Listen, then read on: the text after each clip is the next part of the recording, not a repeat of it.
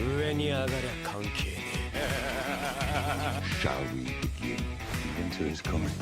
I can do this all day. Tear down this wall.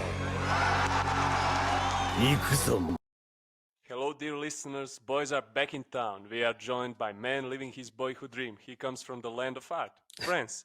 He's tools on, making his living in Montreal. He brought to life amazing characters like Set, Pyodon, Grim, Captain Draguno, and many others in the epic tale known as Radiant. He carries legacy of shonen into Europe. Ladies and gentlemen, let me welcome Tony Valente to the Ikuzo's Unscripted podcast. Tony, are you ready to go genuine, uncensored, and unscripted? Yes, I think so.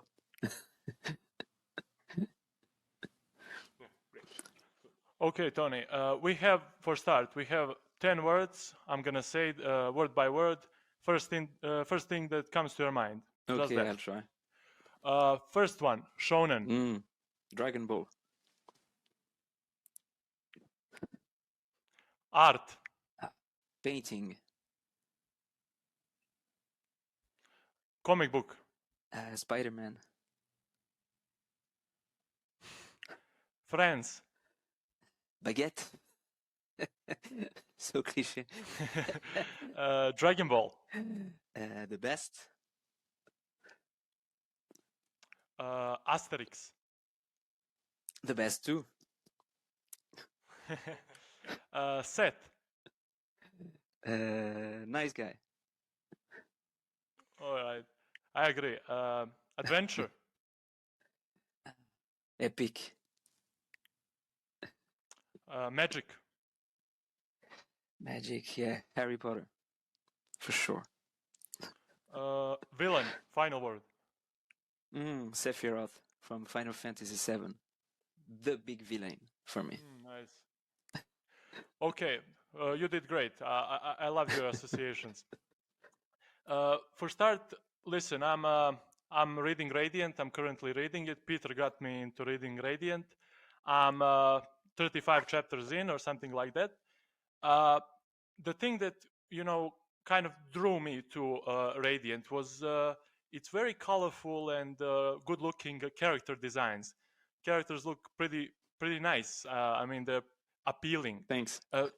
And I wanted to ask you on that note, what is the most important part when you're writing a story? Is it the plot? Is it the characters? Is it the art?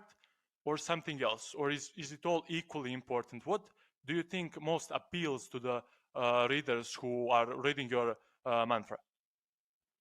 Yeah, I think all the elements have their importance, but my focus point is always try to bring characters that engage you. So they are not the best looking characters. They're not. It's not the best drawing ever. My point is always try to bring charm to my characters, so they may engage you in reading with them, in spending a little time with them, and that's one of the main reason I love Dragon Ball so much. The beginning of Dragon Ball, it's not the best looking drawing. It's not the best looking art. He's very bad at anatomy sometimes, but there's no way there's one artist above him in the range of charming characters, charming drawings. Everything is cool about the drawing that engage you. You want to spend time with the characters. You want to be friend with them. And that's the main reason I love Dragon Ball so much. So the main focus is first try to bring engaging content. So nice enough so you don't ask yourself, is that good or not? You don't ask yourself. I try to draw good enough so the question is out of focus. You don't focus on that question. But I'm not trying to draw the best. I want to be the more charming, I would say, with my characters, so you will spend time with them. And then when you're in the story, I want to bring people to question themselves, to question their reality, their world, their opinions sometimes. I want to bring content that makes you think about the story in a way when you want to engage with people, so you will talk about this story because it brings you something else, that's just a fun story. that would be my two main focus when I try to make a story. Yeah, and you've told yourself some of your characters, at least in appearance, are inspired by real life people. For example, Ian McKellen for Marshal Inquisitor Bellarmine. That's right. Yes. So where do you find inspiration for your characters? And to be honest, when I find your manga from Pinterest, from arts, and I thought it was the fairy tale at the beginning. You know, it many resembles people that told me style. that. What do you think about your style? Even if fairy tale is not one of my influences, I start reading fairy tale after the first volume of Radiant, because people point at me things that appear in fairy tales and appear also in my manga. I can see the influences in common that we have, so I know what you're talking about. You came across my style in Pinterest. You thought yourself, yeah, maybe fairy tale, but yeah, there's a lot of many influences that are common with this type of manga. I love JRPGs like Final Fantasy, Dragon Quest, things like that. I love also European folklore, so that brings to me a lot of inspiration to my work, and also because I tackle some topics about politics and things like that. There are some people that I bring from my knowledge of the witch hunt in Europe. For example, when I came across the history of witch hunt in Germany with Konrad de Marburg, there was really many things that he was saying, at least that we wrote about him, that that were similar to things that our politicians in France were saying at the same in our contemporary times. So I bring some historic characters to my manga because it resonates with the topics that I wanted to tackle, which was rejection of migrants, rejection of everything exterior from what I want to see in their country. And that was at the time that was a French minister that was saying a lot of bullshit on television that I was putting in the mouth of Konrad de Marburg in the manga in Radiant, but I was taking them. I was taking the words exactly as he said them and putting it in Radiant. I didn't change them at all. So every racist thing that Konrad is saying in Radiant comes from what's his name? Almost all of them come from a French minister that was Manuel Valls at the time. It was a few years ago. Hopefully, we will not hear a lot from Le Pen in your manga. Yeah, unfortunately, people nowadays, this year, people send me messages because that brings, when they start Radiant now, they think that I'm talking about France right now, but I started Radiant 10 years ago. And so the topics that I was tackling in Radiant was the topic about politics 10 years ago. Unfortunately, it's worse now, but I hope we won't hear so much about them. Yeah. So I bring, for the inspiration, I bring a lot of character that have existed in the history of witch hunt, and also when there are some cool dudes like Ian McKellen from The Lord of the Rings or X-Men. I love his face so much. He's so charismatic and so sympathetic. You can engage with him because he seems really a nice guy. You see the cleverness in the eye, even if he plays dumb and everything. So he inspired me, the character design of Bellarmine in Radiant. And in the meantime, because I knew Bellarmine wasn't a bad guy, he was full of nuances. I thought, okay, that's a cool dude to bring energy from, to bring this character with so much nuances. Because just seeing him, I love seeing him. You know, that was the main purpose of that. So you have some vast fond of characters in Radiant, and can you truly pick the favorite between them? For me or for Why? the readers? For you, your favorite Oh, character, my if you have favorite. one, of course. Oh, I cannot. No. I think, yeah, I love They are all all of your them. children. Yeah. Uh, so Tony, you spoke, you gave us interesting facts about how you based, or your characters on some historical figures, and you talked about your art and similar things. And one of the things when I researched about you that came up is you said that your manga looks on Japanese side more like when you think about the art and when you think about the designs, and more on the French side when you think about the story and the plot and the storylines that you gave in there. So France is a huge in the legacy of comic books. It has a huge legacy in the world of comic books. On that note, what comic books from France inspired you in writing The Radiant?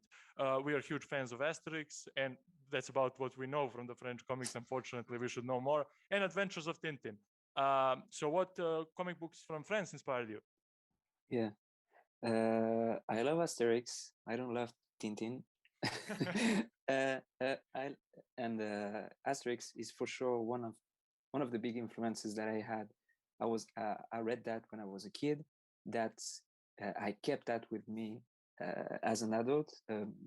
Now that I have a kid, she read Asterix. I've read them with her, and just for my pleasure, 1 week ago I took one Asterix. I read it, and that was big for me. I, I've always loved Asterix, and You even worked even if something for Asterix, some art. I saw it on uh, internet. yeah, I've drawn something for I think that was the 60th birthday of Asterix, maybe, and that was for some event. So I wasn't linked to the author directly. Unfortunately, I didn't talk with him or so. But I made a drawing. Yeah, that was very cool to do for me because I grew up with that. And even in Radiant, the second arc. So the first story arc in Radiant is Rumble Town. Yeah. So with the beginning of the story, Nemesis, Domitors, and very political plot. And then the second one is more in the fantasy side, I would say, with Merlin. yeah, Merlin. And, I'm just yeah, reading it now. So you Don't will spoil see something. I'm not spoiling anything, but there's the big figure of Merlin, very important, like if that was a demigod in their culture. So that's based on European folklore, mostly Irish folklore, a lot of things, but vastly European folklore. And artistically, or I would say in level of architecture, it's a little bit more inspired by Asterix because you see all those old houses with thatch rooftops. I think it's thatch that we say, straw, straw on the rooftop. Yeah, yeah. And also the gigantic rocks just standing like dolmens, menhir.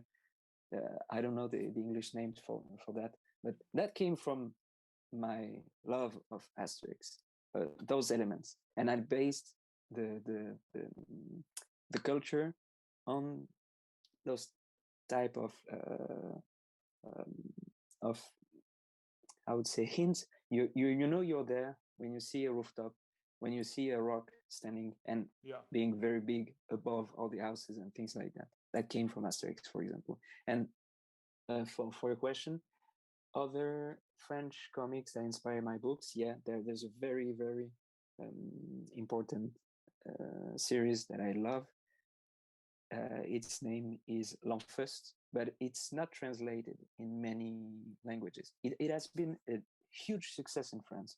I think more than 15 million copies have been sold from non-first. It's a very big hit in France. It was, at least. That's finished now. And you'll be sorry to interrupt you, but you'll be happy to hear that Radiant was actually just translated. It's up here. Just translated to our language here by Nikula, and we finally got many people. For example, in our bookshop, I went and bought the first volume, and it was around 10 copies of first and second volume. And I came back after a few days to buy the second volume. None was there. So you are selling out. Okay, real sold good. out. Yeah, nice. I didn't know about that because I know that many countries have the license and put them out. But for example, I didn't know that it's now in Montenegro, right? Yeah. Yeah, I didn't know about that. You're getting global. I knew that it was getting global, but I don't know about all the countries all the time. And sometimes I'm mistaking, but so cool to know that. Thank you. I'm so happy. And I really want to know one more thing. You got your anime for your manfra really fast. And how did it go when you got a call from the producers and they said, "Hey man, we want your anime"? It went out in Japan, and a producer came across the series in a bookstore. So he saw that, he read it a little bit, he enjoyed it really. He told me he enjoyed it a lot, and he was waiting for the third volume to come out to know where the story was heading to. And when the third came out, he told me it was unexpected, and it was even better. And it makes him took the decision to put it into an anime. So he tried it, then he succeeded, obviously, because there's 2 seasons now. But that was really the like a big pile of luck involved, you know. That was because he was a producer, free at the time, in love with that type of shonen manga. He was interested because accidentally he came across my series. If that wasn't for that day when he came across my series, and he had been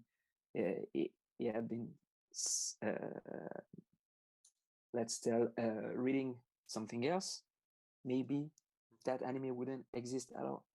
So it was really a lot of luck involved in the process of getting an anime.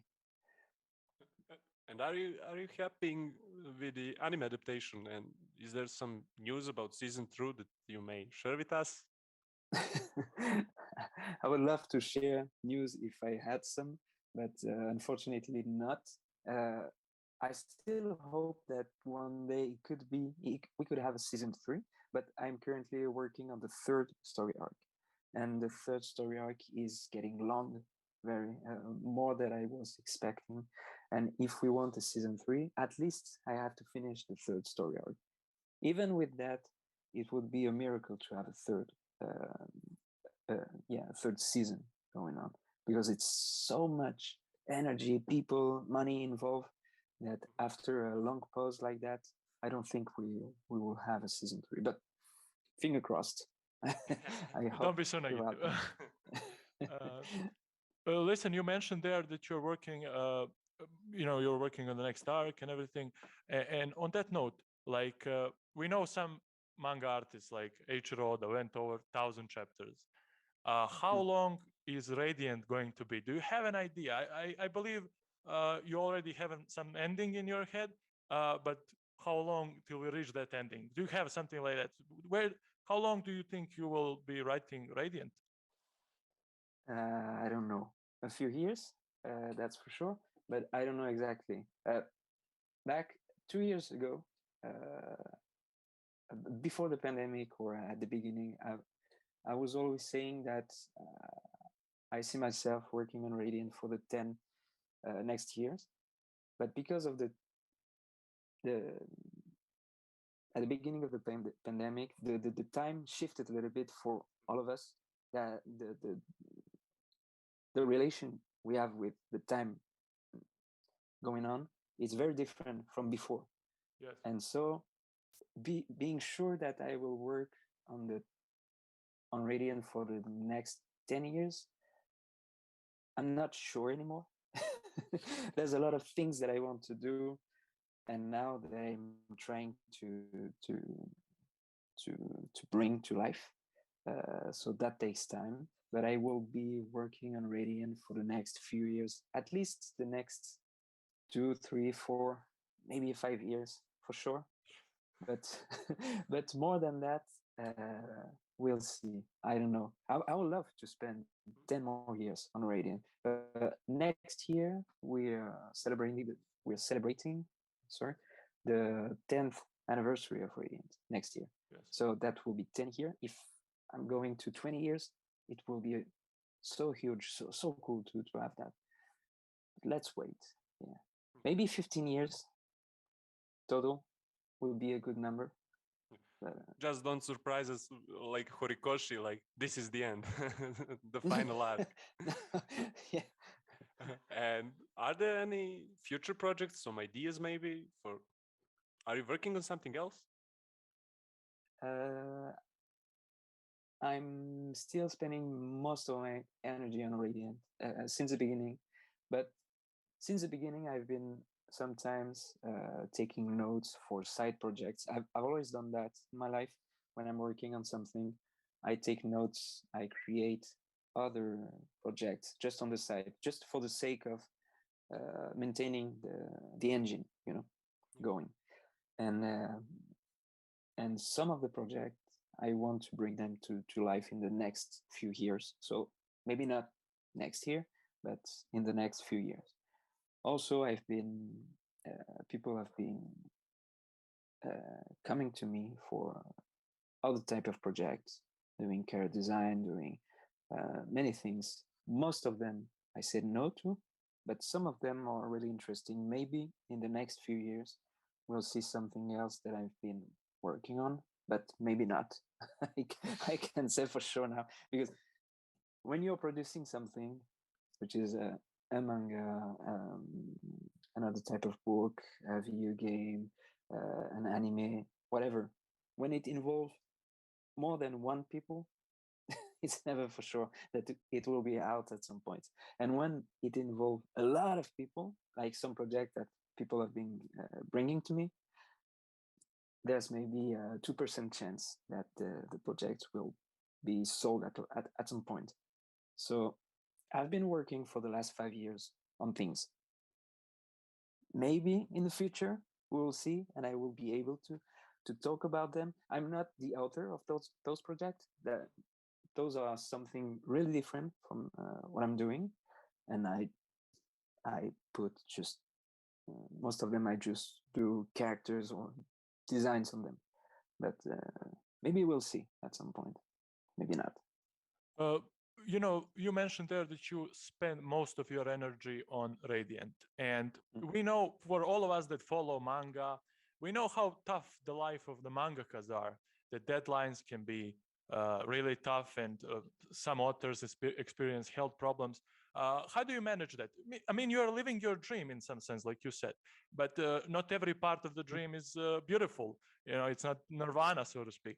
So how do you cope with that? Because that seems to be a problem in the industry. We read about a lot of health problems from the authors. So in your case, what's that like? It's tough. It's difficult for sure. You don't go into this industry making manga thinking you will have beautiful holidays from time to time. It's time for you. You will have a healthy life. If you're going to this industry like that, you have to be okay with being really slow. And being really slow in this industry is really difficult because it's a war in a shonen industry. Every shonen in Japan pull out more or less 4 volumes every year. If I try to be the faster that I can, I'm pulling out 2 books a year. It's not even 3. I'm not even thinking about 4. But so the war is very tough between all the titles. Fortunately, my series is going well. I can put 2 volumes out every year, but I have to. I have no social life, to be honest. I've always lived like that. No social life, just in my room, doing my pages. So I'm okay with that because I've always lived like that as far as I can remember. When I was a kid, when I was a teenager, even the beginning of my adult life, I was living like that, just on my board all the time. If you're okay with that, you can maybe try to do something about it, you know. But even there are some every 3 or 4 months, there's a rush of work. You have to reach the deadline, and there's a ton of work at the time. And if you're like me and you like to do something else on the side, sometimes you have to put that into the schedule as well. So you have to, you experience some health problem from time to time, because it's hard. And you worked alone, you worked in team. After volume 9, you had an assistant, that's right? And which is better? I had an assistant for 4 volumes, between, I don't know, 8, 9, 10, 11 maybe, but around 4 volumes. She put the screen tones on the pages. Yeah, I read about it. Yeah. So which is better, working in team, like in manga, you write, you do the art, and in the comics there are a team of people who work on one comic book storyline. Yeah. So what do you think? But like mangaka, like yourself, you have more freedom than they do. They have the studio behind them, telling them what to do and everything. So do you maybe think about doing a comic book for indies, for Marvels, for something if they're called? I'm not sure I could work with an entire team because I'm too focused on my vision of the story.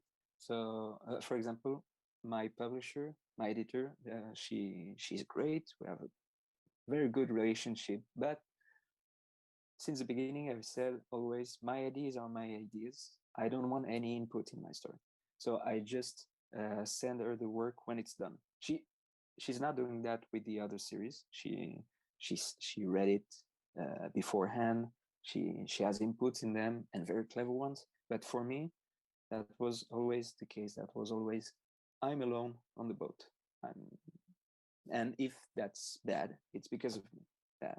I'm okay with that. But having help from time to time. Nowadays, I have an assistant who he erases my pencil and he scan also, so that saved me a lot of time on every page. More than that, I would love to, especially if I make other new project. If I reach a point where I'm able to make a one-shot manga in the future, where I can tell another story in the Radiant universe. I've always wanted to do that since the beginning, and I've never done it. But if I reach the point where I'm able to do that, hopefully I will have some assistant who will help me with the backgrounds, for example. But I'm not for now. Yeah, I didn't find the good one for now. A little bit of fan question for myself. I read you met Yusuke Murata, the artist. So quick one: Eye Shield 21 or One Punch Man? Hard. I would say Eye Shield. Yeah. For me, it will be One Punch Man because that's more my story. Not the Eye Shield 21 is not my sport in that matter. Yeah, but One Punch Man is definitely. Oh yeah, but it's hard because in One Punch Man is so creative, and the drawing is so badass that it's very hard. But maybe because I discovered him in Eye Shield and I was waiting for each and every volume, I was really involved into that at a point also where I was looking for, do I do a manga or not? And I was really inspired by his art, his way of thinking about the panels, the pages, and things like that. So I have a special relationship to Aishil because of that. I would say maybe a little bit more Aishil. But what he does on One Punch Man is crazier. Crazy. It's so dope. It's incredible. I never get lost in any of his panels. I mean, No, other never. mangaka, no disrespect, but you Yeah. get sometimes lost in the panels, just Yeah, drawings I of agree. action scenes. I never get lost in his One Punch Man. Never. Yeah, and you never get lost, and you always have the feeling of the rhythm of the action. He is imposing a rhythm of action. You can feel the movement. You can feel everything. It's incredible. Amazing. Maybe you won't believe it, but prior to this episode, prior to this recording, I heard from iShield 21 first time. He showed me some photos. I never read One Punch Man. It's crazy. It's crazy. you will have some good reading to do because it's great. Yeah, both series are incredible. And you said you met some of the creators of mangas. You met a lot of fans. You were on some conventions, on expos, on both in Japan, on East, and here on West. So how does it feel being on convention, knowing that there are some people waiting in lines for hours just to see you, just to get the signed copy? How does it feel? Not like fan, but panelist. It's one of the best thing every year that I had to put aside since the beginning of the pandemic.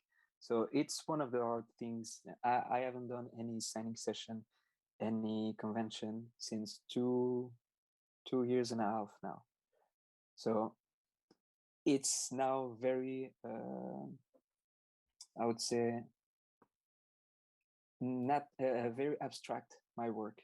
I do the pages, the work is out because there's a volume out every 6 months, but I don't have to experience it. When I go to convention, the best thing is to see people having the books in their hand, talking with each other about the characters like if they were real. And for them, they are real because they are real for me.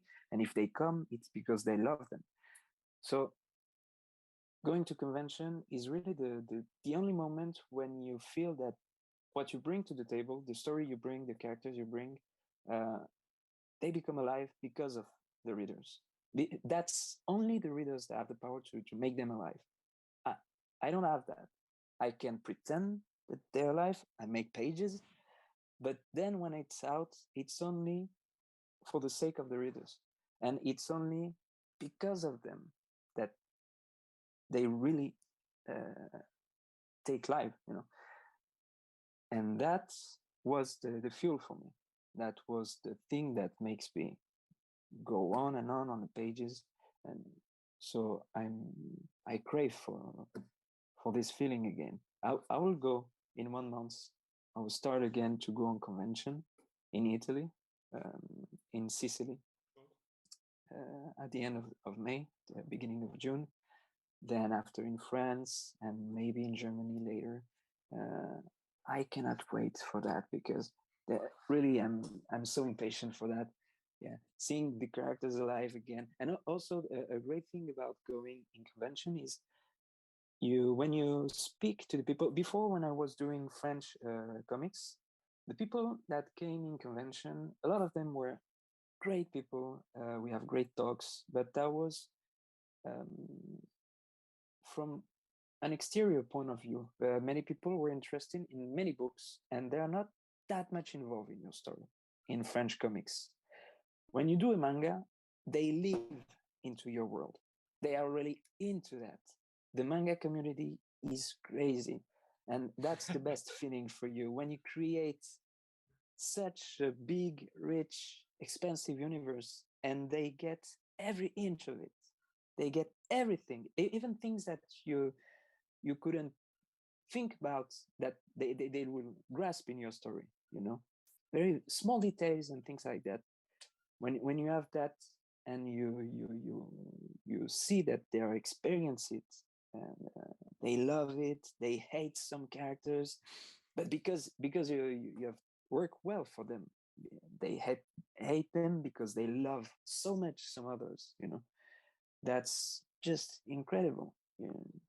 Really, that's the best feeling. Really.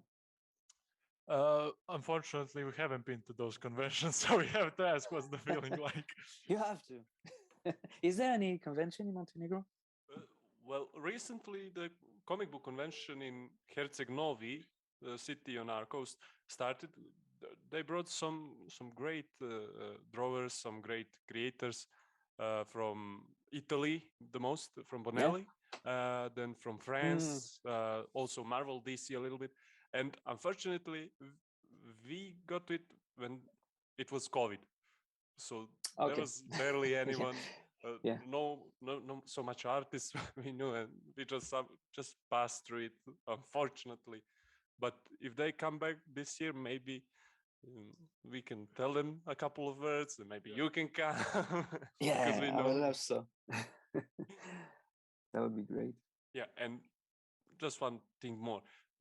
Animes are becoming the global phenomenon, and the things that Netflix is doing right now, they are just making more and more anime. And you said that anime has really special place in France. It's #2 country for anime. So when we were kids, we watched the anime with other cartoons. We didn't know that they are anime. What's the situation in France? Oh yeah, in France, maybe the thing you were referring to is France. We are the second country for reading manga. About anime, I don't know about anime. That's a big thing in France, but maybe historically it came in France before the US, for example, because when I was a kid in France, we had a TV show that was going for almost all day long on some channel that was named Club Dorothée. It was a show that bring many anime into this show. So if you watch this show from early in the morning to the afternoon, you could see many different anime. Also, you will have some live action series and things like that, but most of them were anime. We had Dragon Ball, we had Ranma, we had City Hunter, Senseiya, and that was like 30 years ago. So it started very early. When you consider that in the US, for example, it came with the anime crazy phenomenon and things like that, came in the US, I think mostly because of video games, because of thanks to Dragon Ball video games. Dragon Ball always. Yeah, always in every country, Dragon Ball. Yeah. That's the main gate for anime, manga, things like that. And I think in the US it was more around the early 2000s. Yes. And that was when video games were becoming really big, and the common public was beginning to play video games. That was not just the nerd things. And I think that was the period when it became really global in the US and in South America. But yeah, we were in France, we were into that since our childhood, and we didn't know that was Japanese. Yeah. To be honest, yeah, that's the same. In every place you grew up with something, you say, oh cool, that's a character, that's a story, that's a good story, and that's it. And then later you learn, oh, that was a Japanese thing. Yeah, but because it's so human, because it engages you, you don't care about that. You see that, you see a good story, you're into it. That was the same. Yeah. Thank you, Tony. This was really great talk. Thank you. And for the end, is there any message you want to send to your readers, to our fans, to anybody listening to this episode? First, I'm really surprised and happy that Radiant is now in Montenegro. That's really such a cool thing. So for all the new readers, thank you. If you're engaged in the story, if you try the first volume, Thank you for trying. I hope you will love that, really. And if you enjoy, there's a bunch of other volume because I'm working on the 17th volume. Yeah. So you will have a bunch of volumes to Yeah, I read. saw some art from it. Dope. And for all the other readers that could hear this podcast, I would say thank you. I'm in this situation now because the work that I bring is becoming alive because of the readers. So thank you, all of the readers that share the story, talk about this story to their friends, to their families. I cannot wait to meet you again in convention everywhere in the world. And since then, I hope you will like the new incoming volumes into the Radiant series. Thank you again, Tony, and I hope maybe we will meet you live in Herceg Novi. I hope so. I hope so. Thanks. See you. 行くぞ